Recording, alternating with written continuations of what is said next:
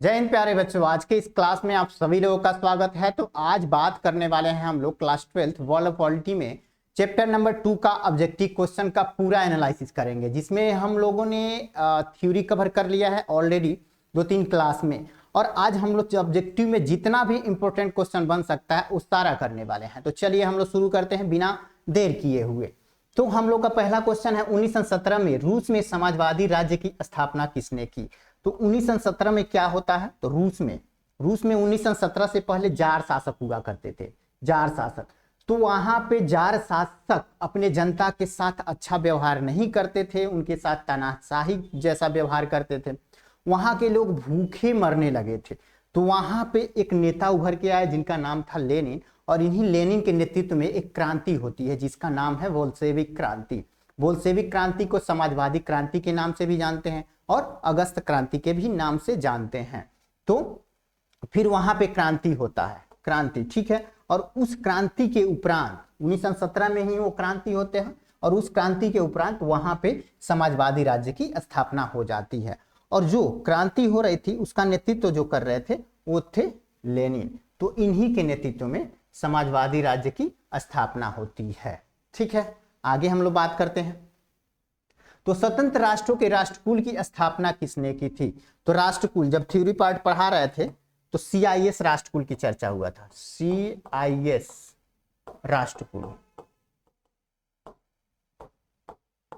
जिसकी स्थापना कब हुई थी, स्थापना तो 8 दिसंबर 1991 में होता है CIS राष्ट्रकुल का, ठीक है।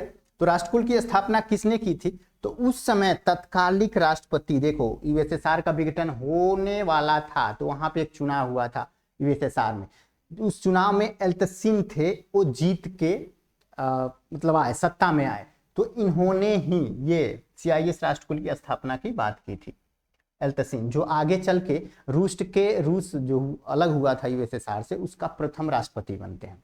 कभी कभी पूछ देता है रूस के प्रथम राष्ट्रपति कौन, तो एल्त्सिन थे, ठीक है। तो इन्होंने ही CIS राष्ट्रकुल की स्थापना की थी। तो ऑप्शन सी सही हो जाएगा, ऑप्शन सी। आगे देखते हैं, भारत और पाकिस्तान के बीच ताशकंद का समझौता कराने में किस सोवियत नेता ने महत्वपूर्ण भूमिका निभाई थी। तो ताशकंद समझौता भारत और पाकिस्तान के बीच हुआ था, ठीक है। कब हुआ था, तो 10 जनवरी 1966 में हुआ था, जो भारत और पाकिस्तान के बीच हुआ था। भारत और पाकिस्तान के बीच हुआ था। भारत से कौन गए थे, तो लाल बहादुर शास्त्री गए थे। कौन थे, तो लाल बहादुर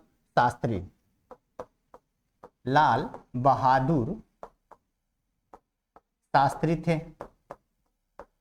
और पाकिस्तान से अयूब खान, इन दोनों के बीच समझौता हुआ था। समझौता कराने का जो कार्य किया था वो कोसिगिन ने किया था। कौन, कोसिगिन। और कोसिगिन कहाँ के थे, तो ये USSR के विदेश मंत्री थे, ठीक है। ये कोसिगिन जो थे वो USSR यानी कि सोवियत संघ के ये विदेश मंत्री हुआ करते थे। तो इन्होंने ही ताशकंद समझौता कराया था भारत और पाकिस्तान के बीच। क्यों कराया था, तो 1965 वाला युद्ध हुआ था, तो उस युद्ध के दौरान जो भी घटनाएं घटी थी उसी से संबंधित समझौता यहाँ कराना था। तो पाकिस्तान से कौन आया था, अयूब खान, और भारत से लाल बहादुर शास्त्री गए थे। और वहीं पे लाल बहादुर शास्त्री की एक्सीडेंटल मृत्यु हो जाती है। उसका राज आज तक नहीं पता चला कि लाल बहादुर शास्त्री की मृत्यु कैसे हुई है।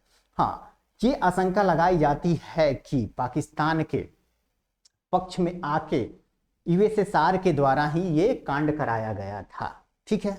लेकिन भारत और USSR यानी रूस का दोस्ती मित्रता खत्म ना हो जाए, इसलिए आज तक इस घटना का उजागर नहीं किया गया है, ठीक है।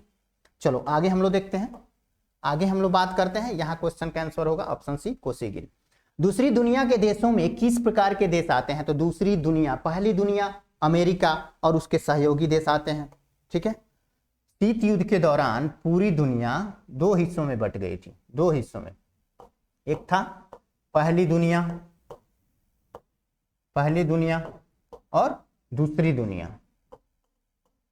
दूसरी दुनिया, ठीक है, और एक था तीसरी दुनिया, ठीक है। ये पहली दुनिया और ये दूसरी दुनिया और एक था तीसरी दुनिया, जिसको क्या कहते थे, गुट निरपेक्ष आंदोलन, गुट निरपेक्ष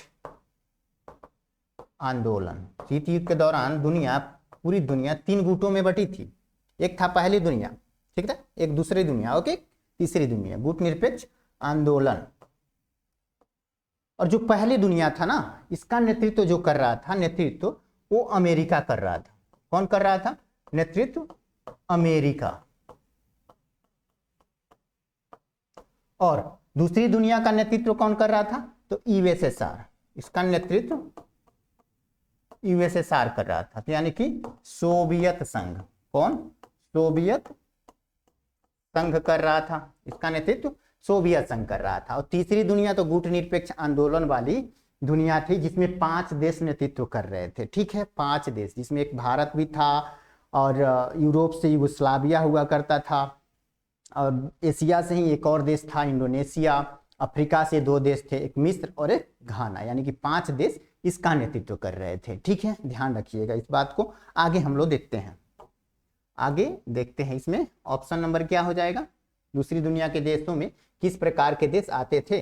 तो पूंजीवादी देश। दूसरी दुनिया पूछा तो दूसरी दुनिया में पूंजीवादी देश आते थे, क्या? तो सॉरी साम्यवादी देश, क्योंकि यहाँ पे यूएसएसआर का चलता था और यूएसएसआर एक समाजवादी देश था, तो ऑप्शन बी सही हो जाएगा, ठीक है। आगे हम लोग बात करते हैं, तो ग्लासनोस्त और पेरेस्ट्रोइका के मंत्र किसने दिए थे? तो ग्लासनोस्त और पेरेस्ट्रोइका का मंत्र देने का जो कार्य किया था वो थे गोर्बाचेव। जैसे ही ये 1985 में यूएसएसआर के राष्ट्रपति कहो या महासचिव कहो, दोनों पद एक ही, जो महासचिव बनता था यूएसएसआर में, वो राष्ट्रपति हो जाता था। तो जैसे ही यूएसएसआर के राष्ट्रपति 1985 में बनते हैं, तो बनते ही वहां पे 2 सूत्र लागू करते हैं। वो 2 सूत्र यही रहता है, ग्लासनोस्त और पेरेस्ट्रोइका, ठीक है, ध्यान रखिएगा। इसके बारे में थ्योरी में बहुत बढ़िया से बताए हुए हैं। किसने सामरिक भागीदारी का सुझाव दिया था? सामरिक भागीदारी यानी एक दूसरे का सहयोग करना, एक देश और एक देश मतलब 2 देश एक दूसरे का जब सहयोग करते हैं, उनके बीच कुछ समझौता होता है, तो उसको कहा जाता है सामरिक भागीदारी। तो सामरिक भागीदारी भारत और रूस के बीच हुआ था, तो वो कराने का जो कार्य किया था वो थे राष्ट्रपति पुतिन। अभी जो रूस के जो राष्ट्रपति हैं, रूस के अभी वर्तमान राष्ट्रपति जो हैं, ठीक है, ओके, रूस के वर्तमान जो राष्ट्रपति हैं पुतिन, इन्होंने ही 2018 में क्या किया था? सामरिक भागीदारी का सुझाव दिया था। हालांकि भारत और यूएसएसआर के बीच सामरिक जो भागीदारी है वो 1971 से ही चला आ रहा है। 1971 में भारत और रूस के बीच 20 सूत्रीय समझौता हुआ था, इसी के तहत, ठीक है, ध्यान रखिएगा। आगे हम लोग बढ़ते हैं। 1971 में जब भारत और पाकिस्तान के बीच युद्ध हुआ था बांग्लादेश को लेके, तभी से सामरिक भागीदारी होता है भारत और रूस के बीच। लेकिन 2018 में इसे पुनः राष्ट्रपति पुतिन ने दोहराने की कोशिश की है। आगे हम लोग देखते हैं, वार्सा संधि को सबसे पहले किस राज्य ने छोड़ा? तो वार्सा संधि को सबसे पहले छोड़ने का जो कार्य किया था, ठीक है, वो था अल्बानिया। कब? तो 1968 में। 1968 में ये छोड़ दिया था वार्सा पैक्ट को छोड़ दिया, यानी कि वार्सा पैक्ट से ये अपने आप को बाहर कर लिया, अलग हो गया, ओके। तो वार्सा पैक्ट का अगर पूछे कि गठन कब हुआ था, तो गठन कब हुआ था बाबू? तो 1955 में। 1955 में वार्सा संधि हुई थी। वार्सा संधि कब हुई थी? तो 1955 में, ओके। आगे हम लोग देखते हैं, टोटल 8 देश इसमें शामिल थे। 8 देश, देशों नहीं पूछता है, ये नहीं पूछता है कि कितने देश शामिल थे, लेकिन 8 देश थे। कब? 1955 में ये समझौता हुआ था, ये वार्सा संधि हुई थी। 1968 में अल्बानिया अलग हो गया था। आगे हम देख लेते हैं, 1975 में यूरोप में सुरक्षा व सहयोग सम्मेलन कहाँ हुआ था? तो 1975 में यूरोप में सुरक्षा व सहयोग सम्मेलन हुआ था, वो जगह कौन था? तो फिनलैंड। फिनलैंड, ठीक है, फिनलैंड नहीं है, फिनलैंड की एक राजधानी है हेलसिंकी, वहां पे हुआ था, ठीक है, यहीं पे। ये फिनलैंड, हेलसिंकी कहाँ की जगह है? तो फिनलैंड की। ये क्यों हुआ था? ये क्यों हुआ था? तो थ्योरी वाले पोर्शन में अगर आपने गौर किया होगा तो उस समय बताए थे कि जब गुटनिरपेक्ष आंदोलन में एक नई आर्थिक व्यवस्था स्थापित करने की नीति अपनाई जाती है तो उसके लिए एक सम्मेलन बैठाया जाता है। गुटनिरपेक्ष आंदोलन में एक नई आर्थिक नीति स्थापित करने के लिए एक सम्मेलन होता है, वो होता है हेलसिंकी में 1975 में, ठीक है, 1975 में होता है। ओके, तो 1975 में यूरोप में सुरक्षा व सहयोग सम्मेलन हुआ था, ध्यान रखिएगा, हेलसिंकी में। आगे हम लोग देखते हैं संघाई सहयोग संगठन में कितने देश शामिल हैं। संघाई सहयोग संगठन अभी तो वर्तमान में इसमें टोटल 9 देश शामिल हैं। कितने देश शामिल हैं? तो 9 देश। ओके, टोटल 9 देश शामिल हैं। अभी ये पुराना क्वेश्चन हो गया है, अभी 9 हो गया है। ईरान भी इसमें शामिल हो गया। पहले 8 देश हुआ करते थे, जिसमें संघाई यानी चीन, चीन तो संघाई का ही शहर है, तो एक चीन था, एक रूस था, एक भारत था, एक पाकिस्तान था और 4 सेंट्रल एशिया देश थे, जिसमें से तजाकिस्तान, खजाकिस्तान, उज्बेकिस्तान, किर्गिस्तान, यानी कि 4 देश ये और 4 देश अभी बताएं, चाइना, रूस, भारत, पाकिस्तान, यानी कि 8 देश पहले हुआ करते थे, लेकिन तत्काल में ये 8 से 9 हो गए हैं, क्योंकि इसमें ईरान शामिल हो गया है, ईरान इसका सदस्य बन गया है, तो अभी तक 9 हो गए हैं, ध्यान रखिएगा, 9 हो गए हैं।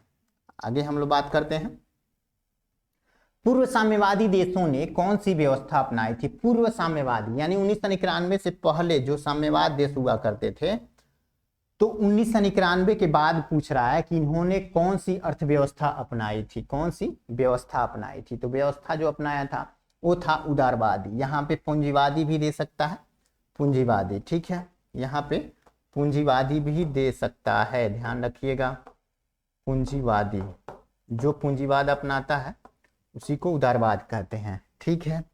ये 1991 के बाद अपनाया गया था, किनके द्वारा? तो पूर्व साम्यवादी देशों के द्वारा। ये पूरे साम्यवादी देश कौन है? जो 15 देश टूट के यूएसएसआर से अलग हुए थे, उन्हीं को कहा जाता है पूर्व साम्यवादी देश। आगे हम लोग देखते हैं, स्टालिन संविधान कब लागू हुआ था? स्टालिन संविधान, स्टालिन जब 1924 में जैसे ही यूएसएसआर के राष्ट्रपति बनते हैं तो उसके उपरांत वो वहां पे कुछ नए नए बदलाव लाने का प्रयत्न करते हैं, जिसके लिए बहुत सारे बदलाव करते हैं, संविधान को एक नए ढांचा से तैयार करने का प्रयत्न करते हैं, और 1936 में जाके, यानी कि 12 साल बाद 24 में स्टालिन 24 में यूएसएसआर के राष्ट्रपति बनते हैं, ठीक है, यूएसएसआर के राष्ट्रपति 1924 में बनते हैं, और 12 सालों के बाद 1936 में वो अपना संविधान लागू करते हैं, तो उसी को कहा जाता है स्टालिन संविधान। कब लागू हुआ था? 1936 में। ये बहुत ही क्रूर राष्ट्रपति हुआ करता था।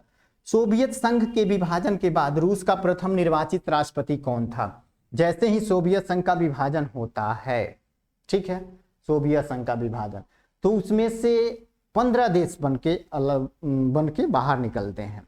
उसमें से एक देश होता है रूस, जिसको सोवियत संघ का उत्तराधिकारी राज्य स्वीकार कर लिया जाता है। तो उसका जो राष्ट्रपति बने वो कौन थे? एल्तसीन। तो यहाँ सोवियत संघ के विभाजन के बाद रूस के प्रथम राष्ट्रपति के बारे में बोल रहा है, वो भी निर्वाचित, क्योंकि अब वहां पे चुनाव प्रणाली अपना ली गई थी। पहले तो समाजवादी व्यवस्था थी यूएसएसआर में, तो चुनाव तो नहीं होता था, लेकिन 1991 के बाद वहां पे बहुदलीय व्यवस्था स्थापित हो गई थी, फिर चुनाव होने लगा था, और चुनाव पहली बार हुआ तो एल्तसीन ही राष्ट्रपति का चुनाव जीत के आए और रूस का राष्ट्रपति बने थे, ठीक है। आगे हम लोग देखते हैं,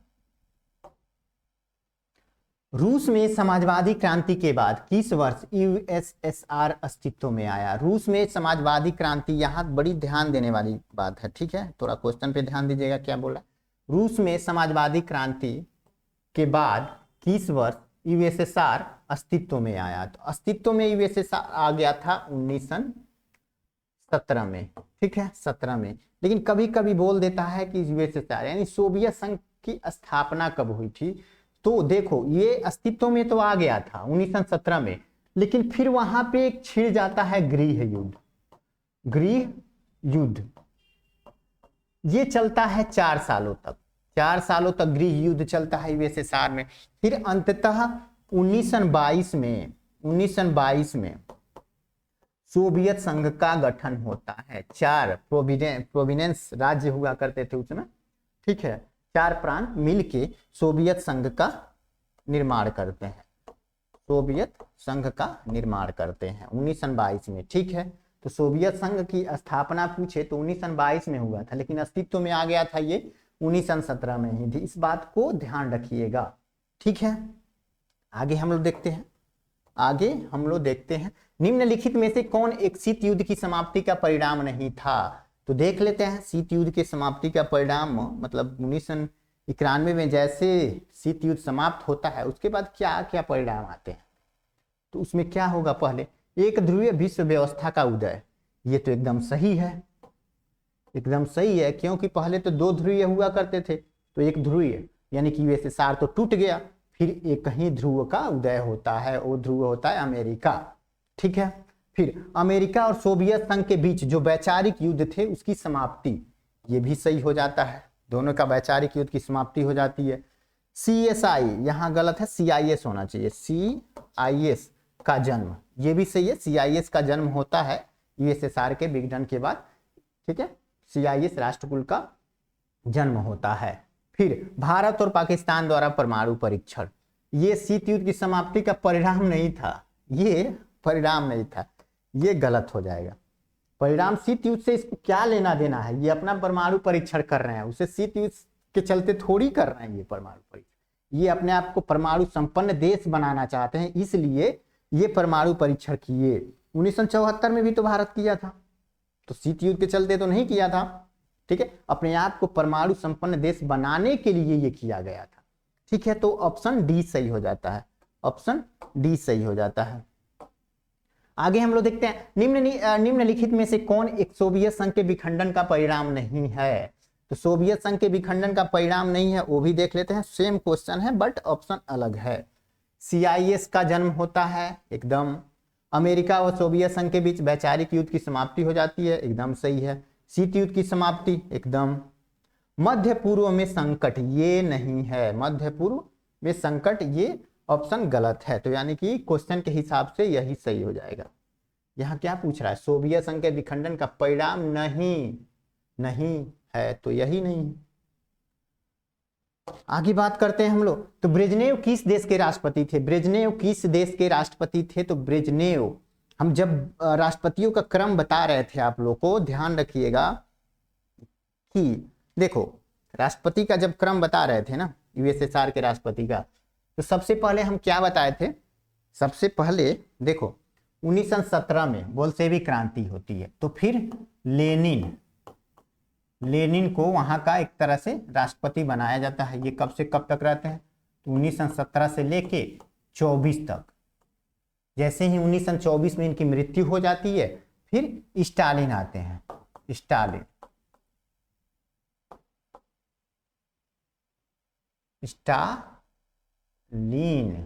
ओके स्टालिन, ठीक है। ये 1924 से लेके 1953 तक रहते हैं, और 53 में ये भी मर जाते हैं बेचारे, इनकी भी मृत्यु हो जाती है। तो आते हैं खुश्चेव। कौन आते हैं? Khrushchev, Nikita Khrushchev. और 1953 से लेके 1964 तक ये राष्ट्रपति बन रहते हैं यूएसएसआर के, फिर इनको हटा दिया जाता है। उसके उपरांत वहां पे ब्रेजनेव भाई साहब आते हैं। कौन? ब्रेजनेव चचा आते हैं, ब्रेजनेव चचा आते हैं। और ये कब से कब तक रहते हैं? तो 1964 से लेके 1982 तक रहते हैं। फिर क्या होता है? 82 से लेके 83 और 83 से लेके 85 तक 2 अयोग्य राष्ट्रपति बने। उनका चर्चा यहाँ पे नहीं करेंगे क्योंकि उतना इंपोर्टेंट नहीं है। उसके बाद 1985 में आते हैं मिखाइल गोर्बाचेव। मिखाइल गोर्बाचेव आते हैं 1985 में राष्ट्रपति के रूप में और 1991 तक रहते हैं। ये क्रम हम बताए थे राष्ट्रपतियों का, अगर आप लोगों ने याद नहीं किया होगा तो याद कर लीजिएगा, स्क्रीनशॉट लेना हो तो ले लीजिएगा। ओके, तो ब्रेजनेव किस देश के राष्ट्रपति थे? तो ब्रेजनेव सोवियत संघ के राष्ट्रपति थे। ठीक है, याद रखिएगा, सोवियत संघ के राष्ट्रपति थे ब्रेजनेव। आगे हम लोग देख लेते हैं। 1991 में सोवियत संघ के विघटन के उपरांत कौन सा देश महाशक्ति के रूप में उभरा? तो जैसे ही 1991 में सोवियत संघ का विघटन हो जाता है तो ये कहीं महाशक्ति बनता है, बचता है पूरी दुनिया में, वो है अमेरिका, संयुक्त राष्ट्र अमेरिका। आगे हम लोग देखते हैं सोवियत संघ का विघटन कब हुआ था? तो सोवियत संघ का विघटन बड़ा ही आसान है, 1991 में हुआ था। आगे देखते हैं सोवियत संघ के अंतिम राष्ट्रपति कौन थे? तो सोवियत संघ के जो अंतिम राष्ट्रपति थे वो तो यही थे ना, मिखाइल गोर्बाचेव, जो 1985 में सोवियत संघ के राष्ट्रपति बनते हैं और 25 दिसंबर 1991 में ये सोवियत संघ के राष्ट्रपति पद से इस्तीफा देते हैं और इस्तीफा देने के ही उपरांत सोवियत संघ का विघटन माना जाता है। ठीक है, तो कब से कब तक? 1985 से लेके 91 तक मिखाइल गोर्बाचेव यानी कि सोवियत संघ के अंतिम राष्ट्रपति रहते हैं। उसके बाद से सोवियत संघ अस्तित्व में नहीं रहता है, फिर 15 देशों में टूट जाता है, तो एक तरह से अंतिम यही हो जाएंगे। आगे हम लोग देखते हैं 1955 में वार्सा संधि में कौन सा देश सदस्य नहीं था? 1955 में वार्सा संधि जो हुई थी, तो वार्सा संधि में कौन नहीं रहेगा? तो ध्यान दीजिएगा यहाँ अगर गौर से, तो ये जो वार्सा संधि थी इसका नेतृत्व करता जो था यूएसएसआर हुआ करता था, union of Soviet socialist Republic. इसको शॉर्टकट में सोवियत संघ बोलते हैं। क्या बोलते हैं? सोवियत संघ, सोवियत संघ। ओके, तो 1955 में वार्सा संधि में कौन सा देश सदस्य नहीं था? तो वो सदस्य नहीं कौन हो सकता है? तो जो यानी कि सोवियत संघ के पक्ष में नहीं हो, इसके साथ नहीं हो, वही तो होगा। तो मान लो सोवियत संघ के साथ तो सोवियत संघ रहेगा ही, पोलैंड था ही, और पश्चिम जर्मनी। देखो जर्मनी उस समय दो हिस्सों में डिवाइड था, एक पूर्वी जर्मनी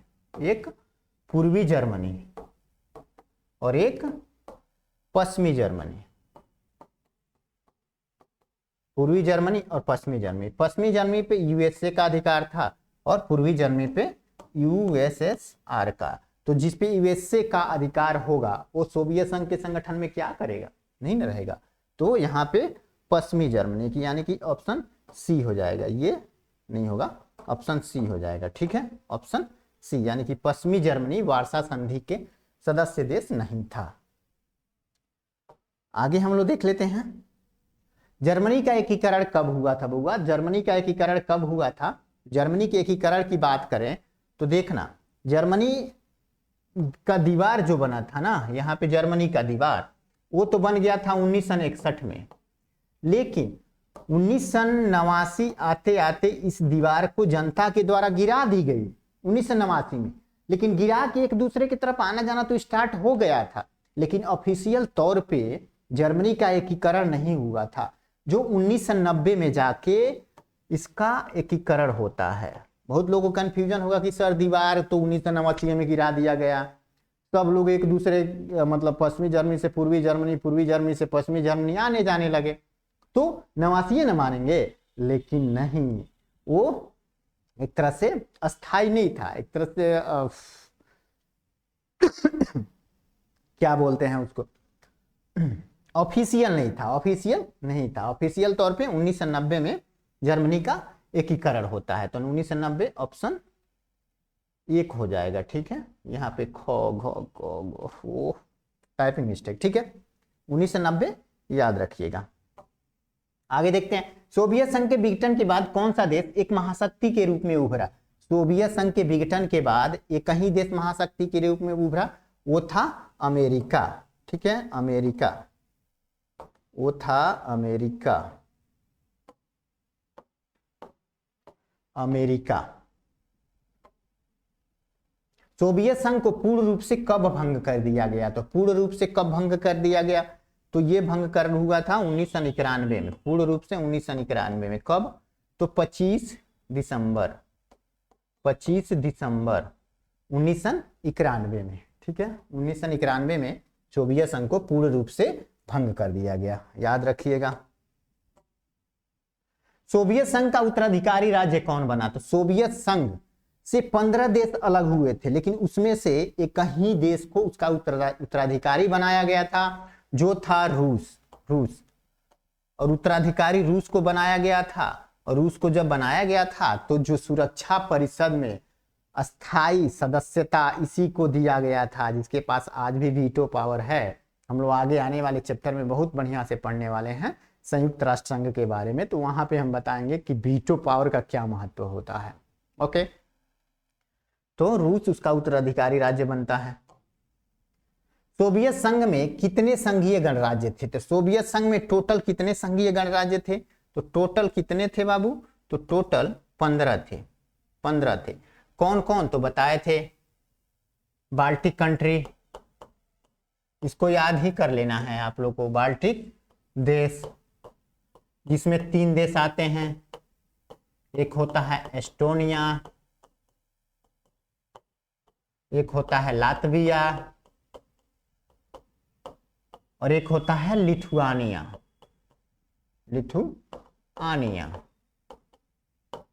कैसे याद करेंगे? तो किसी से मान लो बाल्टिक देश, बाल्टिक एक सागर है, बाल्टिक सागर के सटे हुए ये तीनों देश बसे हुए हैं, इसलिए इनको बाल्टिक देश कहा जाता है। Estonia, Latvia, Lithuania. मान लो किसी से झगड़ा हो जाता है, झगड़ा होने के बाद, मैं याद करने का तरीका बता रहा है, किसी से झगड़ा हो जाता है, झगड़े के बाद क्या क्या प्रयोग किया जाता है? तो एस्टोनिया स्टोन पत्थर वगैरह मारता है इंसान, लातविया लातों मारता है, उसके बाद लाठी वगैरह का प्रयोग करता है, लिथुआनिया, उससे याद कर सकते हो। फिर बाल्टिक देश के बाद आते हैं काकेशस देश। काकेशस देश में इसमें भी 3 आते हैं, जो यूएसएसआर का सदस्य था।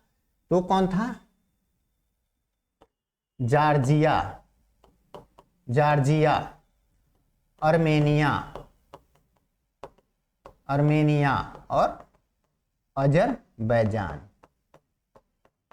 जॉर्जिया, अर्मेनिया और अजरबैजान, ये टोटल कितने देश थे बउआ? तो टोटल देश थे वो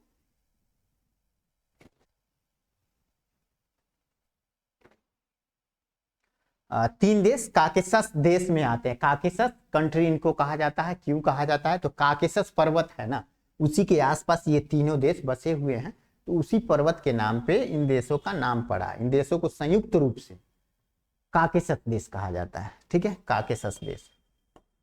उसके बाद हम लोग पढ़े थे क्या? सेंट्रल एशिया, यानी कि सेंट्रल मतलब मध्य एशिया। मध्य एशिया में 5 देश आते हैं। 5 देश का नाम बताए थे एक ट्रिक से, ठीक है, 5 देश का एक ट्रिक का क्या था? तो ताजा, खाजा, अजबे, किरकिरतू। तो ताजा से ताजिकिस्तान, खाजा से खजाकिस्तान, ताजा, खाजा, अजबे, अजबे से उज्बेकिस्तान, अजबे किरकिर, और किरकिर से किर्गिस्तान, और तू से तुर्कमेनिस्तान, यानी कि 5 देश ये हो जाते हैं।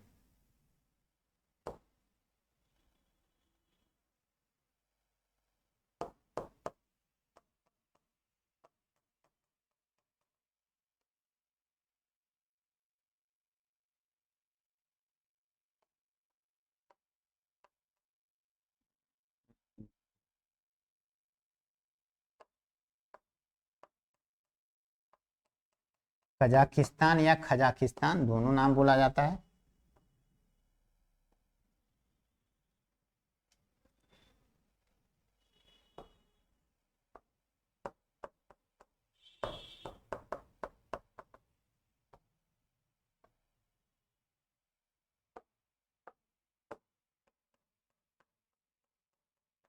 किर्गिस्तान और तुर्कमेनिस्तान।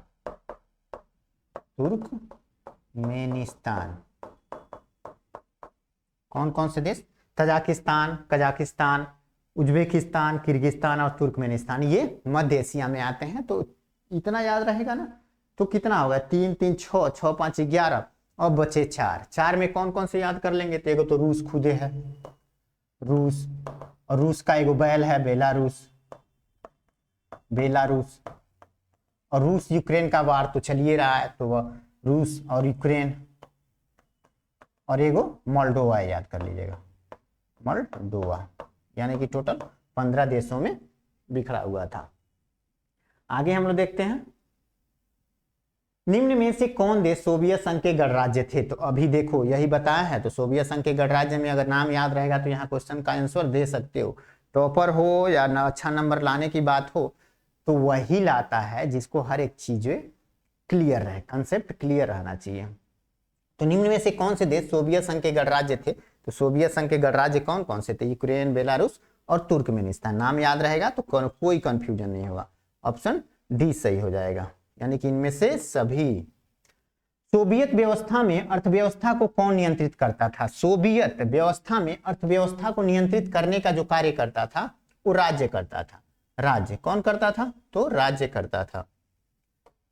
देखो अंतरराष्ट्रीय लेवल पे देश को ही राज्य कहा जाता है, देश को ही राज्य कहा जाता है, तो यहाँ पे वही था। आगे हम लोग बात करते हैं, आगे शॉक थेरेपी के द्वारा किस तरह की अर्थव्यवस्था प्रस्तावित की गई थी, तो शॉक थेरेपी के द्वारा किस तरह की अर्थव्यवस्था, तो 1991 में, ठीक है, ये 90 की ही बात है, शॉक थेरेपी 90 में अपलाद दिया गया, पूंजीवाद। उससे पहले शॉक थेरेपी से पहले यूएसएसआर में तो समाजवादी व्यवस्था थी, तो शॉक थेरेपी उसी लिए कहा गया क्योंकि जब यूएसएसआर समाजवाद को त्याग कर पूंजीवाद अपना रहा था, इसीलिए तो शॉक थेरेपी नाम दिया गया। वहां पे बहुत सारी बर्बादी की मार झेलनी पड़ी, ठीक है, तो पूंजीवादी। शॉक थेरेपी के द्वारा किस तरह की अर्थव्यवस्था प्रस्तावित की गई, तो वो था पूंजीवादी, जिस तरह का अमेरिका का अर्थव्यवस्था हुआ करता था। सोवियत व्यवस्था ने अपनी लोकप्रियता इतनी जल्दी क्यों खो दी, इतनी जल्दी लोकप्रियता खोने का कारण, मतलब इतनी जल्दी क्यों, इतनी जल्दी मतलब देखो 1917 में सोवियत संघ अस्तित्व में आता है और 1991 में खत्म हो जाता है। जैसे मान लो एक इंसान का जीवन तो इससे ज्यादा ही रहता है, लेकिन उतना भी जीवन इसका नहीं था, यूएसएसआर का टूट गया। उसका मेन रीजन क्या था, तो ये अत्यंत अधिनायकवादी था, अधिनायक कह सकते हैं कि एक तानाशाही टाइप का, ठीक है, और नौकरशाही तंत्र की व्यवस्था हो गई थी वहां पे। अब सोवियत संघ था तो वहां पे एक ही पार्टी, कम्युनिस्ट पार्टी का शासन था, और वहां के जो नेतागण थे ना, शासन करने वाले अधिकारी थे ना, वो अपने मनमर्जी चलाते थे, तो एक तरह से नौकरशाही तानाशाही सब कुछ आ गया था वहां पे, तो इसलिए उसका अंत हो गया। आगे देखते हैं, द्वितीय विश्व युद्ध कितने लंबे समय तक चला, द्वितीय विश्व युद्ध पूरे 6 सालों तक चला। 1939 में सेकेंड वर्ल्ड वार स्टार्ट होता है, सेकेंड वर्ल्ड वार 1939 में स्टार्ट होता है और 1945 तक चलता है, तो ये टोटल कितने साल हुए, 6 साल, ऑप्शन बी सही हो जाएगा। आगे हम लोग देखते हैं, निम्न को सही क्रम में व्यवस्थित करना है, सही क्रम में मतलब पहले कौन घटना घटी, उसके बाद कौन घटी, उसके बाद कौन घटी, उसके बाद कौन घटी, इसी क्रम में, यानी 4 गो घटनाओं के बारे में दिया है, तो चलो एनालिसिस कर लेते हैं इसका। द्वितीय विश्व युद्ध कब होता है, तो 1939 से लेके 45 तक। यूएसएसआर का विघटन कब हुआ, तो 1991 में हुआ। बर्लिन की दीवार कब गिराया गया था, दीवार गिरना ये 1989 में गिराया गया था, ठीक है। भारत सोवियत संघ सामरिक समझौता कब हुआ था, तो ये कब हुआ था, 1971 में, जब भारत पाकिस्तान का युद्ध हो रहा था। तो सबसे पहले कौन सी घटना घटी थी हुआ, तो द्वितीय विश्व युद्ध 1945, ये वाला एक, ऑप्शन 1 सब में है। उसके बाद कौन सी घटना हुई, भारत सोवियत सामरिक समझौता 1971 वाला, यानी कि ऑप्शन 4। तो किसमें 4 है, तो ये दोनों में, ये नहीं होगा, यानी कि इन दोनों में अब कोई होगा। तो अब देख लेते हैं तीसरा घटना कौन सा हो जाएगा, तो बर्लिन की दीवार, यानी कि 3, ऑप्शन 3 में 3 किसमें है, तो इसी में तो है, लास्ट वाला में यही। और फिर अंतिम घटना तो 2, यानी कि यूएसएसआर का विघटन होता है, तो ऑप्शन डी सही हो जाएगा, ऑप्शन डी सही हो जाएगा। ओके, याद रखिएगा। आगे हम लोग देख लेते हैं, उन देशों के समूह की पहचान कीजिए जो विघटन से पूर्व सोवियत संघ का हिस्सा हुआ करते थे। तो यहाँ 15 देशों की बात कर रहा है कि पहचानो भैया 15 देशों में कौन से देश थे जो सोवियत संघ का हिस्सा हुआ करते थे। ओके, तो पहचान लेते हैं हम लोग। अभी 15 देशों का नाम बताए हैं, याद रहेगा आप लोग को तो आराम से लिख लीजिएगा। देखो 2 क्वेश्चन आया है उस टाइप का, तो इसलिए याद करना भी एक तरह से जरूरी है। तो तजाकिस्तान, अजरबैजान और आर्मेनिया, यही सही हो गया पहले वाला। आर्मेनिया, पश्चिम जर्मनी तो नहीं है था। पोलैंड था, पूर्वी जर्मनी था। नॉर्वे नहीं था, नॉर्वे, हंगरी, रोमानिया ये भी नहीं थे। ठीक है, तो ऑप्शन ए ही सही हो जाएगा। तजाकिस्तान, अजरबैजान और आर्मेनिया ये यूएसएसआर का ही हिस्सा हुआ करते थे, जो 1991 में 15 देशों में टूट गया था। बोल्शेविक क्रांति कब होती है बउआ? तो बोल्शेविक क्रांति कब होती है? तो ये 1917 में ही होती है, लेनिन के नेतृत्व में 1917 में ही होती है। आगे देखते हैं किस घटना के बाद सोवियत संघ अस्तित्व में आता है? तो बोल्शेविक क्रांति कहीं दिया है क्या? नहीं दिया है। तो बोल्शेविक क्रांति नहीं दिया तो समाजवादी क्रांति तो दिया है, शुरू में ही बताए थे। बोल्शेविक क्रांति को ही समाजवादी क्रांति या अगस्त क्रांति के नाम से जानते हैं। तो समाजवादी क्रांति, सोवियत संघ अस्तित्व में तभी आता है जब समाजवादी क्रांति होती है वहां पे। सोवियत संघ के विखंडन के बाद कौन सा देश अकेली महाशक्ति बना? सोवियत संघ का विखंडन हो गया तो ये कहीं महाशक्ति बचा, वो था अमेरिका। ऑप्शन डी सही हो जाएगा। Okay, option D America. आगे हम लोग देखते हैं रूस ने संयुक्त राष्ट्र संघ में सोवियत संघ की जगह कब ली? तो जब यूएसएसआर का विघटन हो जाएगा तभी तो लेगा, जब उसको उत्तराधिकारी बनाया जाएगा तभी ना लेगा बुआ। तो दिसंबर 1991 में ही रूस का विघटन हुआ और उसी समय 15 देशों में यूएसएसआर टूटा और उसी समय रूस को ही यूएसएसआर का उत्तराधिकारी बना दिया गया। तो उत्तराधिकारी जब बना तो ऑटोमेटिक उसको संयुक्त राष्ट्र संघ में जगह मिल गई। ठीक है, आगे हम लोग बात करते हैं। बोल्शेविक कम्युनिस्ट पार्टी की स्थापना की गई थी, वो की गई थी लेनिन के द्वारा। लेनिन के नेतृत्व में ही बोल्शेविक क्रांति हुआ था और उन्होंने ही इस पार्टी का गठन किया था, व्लादिमीर लेनिन। आगे हम लोग देखते हैं मिखाइल गोर्बाचेव कम्युनिस्ट पार्टी के महासचिव कब बने? तो अंतिम कब? 85 में, 85 से 91 तक रहे थे, 85 से 91 तक। तो यहां बनने की बात बोल रहा है ना, कम्युनिस्ट को यहां छूट गया है। कम्युनिस्ट पार्टी के महासचिव कब बनते हैं? तो 1985 में है क्या? हाँ, ऑप्शन ए में है, ऑप्शन ए में 1991 तक रहते हैं। आगे हम लोग देखते हैं शॉक थेरेपी को कब अपनाया गया था? तो शॉक थेरेपी को 1990 में ही अपना लिया गया था, 1990, याद रखिएगा 1990 में ही शॉक थेरेपी को अपनाया गया था। आगे देखते हैं बोल्शेविक क्रांति का नेतृत्व किसने किया था? तो बोल्शेविक क्रांति का नेतृत्व करने का जो कार्य किया था वो थे व्लादिमीर लेनिन। कब? 1917 में। तो लेनिन कहीं है क्या? ऑप्शन ए में है, ऑप्शन ए में लेनिन बाबा हैं। ठीक है, तो बस इतना ही क्वेश्चन था आप लोग के लिए। ओके, इतना ही क्वेश्चन था आज के इस चैप्टर में, चैप्टर नंबर 2 जिसका नाम है दो ध्रुवीयता का अंत। टोटल 40 क्वेश्चन और सब ही इंपॉर्टेंट क्वेश्चन है, जहां से आपके एग्जाम में क्वेश्चन बनते हैं वो सारा यहाँ पे देखने को आपको मिल जाएगा। इससे बाहर आपके एग्जाम में नहीं मिलेगा, खास करके ऑब्जेक्टिव क्वेश्चन में। तो बढ़िया से अगर वीडियो को देख लेते हैं 2-3 बार अगर करके, नहीं तो एक ही बार में बढ़िया से देखते हैं तो याद जरूर हो जाएगा। और ऐसे ही बनाए रखिए और क्लास लेते रहिए। आज का सेशन हम लोग यहीं समाप्त करते हैं और थैंक्स फॉर वाचिंग। सभी को बहुत बहुत बहुत धन्यवाद। ठीक है, अगर आप लोगों ने वीडियो को लाइक, शेयर एंड सब्सक्राइब नहीं किया होगा तो कर लेना। ठीक है, तो आज का एक सेशन यहीं रखते हैं, तब तक के लिए सभी को टाटा बाय बाय।